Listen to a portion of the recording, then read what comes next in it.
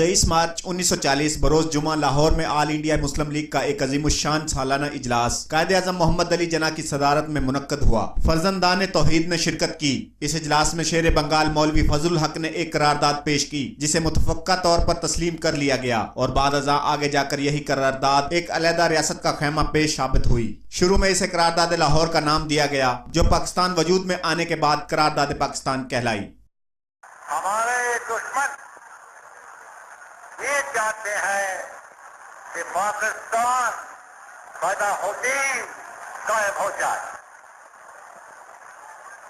हमें जो दुख दिया गया है उसका मिसाल तारीख में नहीं मिलता, मगर हमें पाकिस्तान को कायम रखने के लिए अभी और कुर्बानी करना होगी। इंसान का बुनियादी हक आज़ादी को कहा जाए तो गलत ना होगा।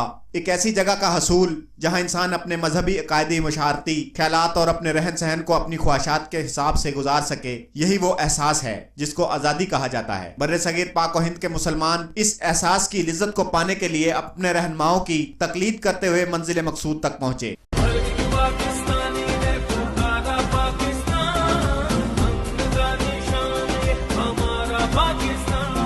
बानी पाकिस्तान कायदे आजम मोहम्मद अली जना कहा करते थे कि मुसलमान कभी हिम्मत नहीं हारता, कितनी भी मुश्किल सूरत हाल हो वो सब्र से अपनी मंजिल के हसूल के लिए कोशिश करता रहता है। आज भी मुसलमान अपने अंदर ऐसी हिम्मत पैदा करे कि वो पाकिस्तान को दरपेश मसाइल से निकाल सके। कैमरा टीम के साथ मोहम्मद इरफान मेऊ, बड़ी खबर कसूर।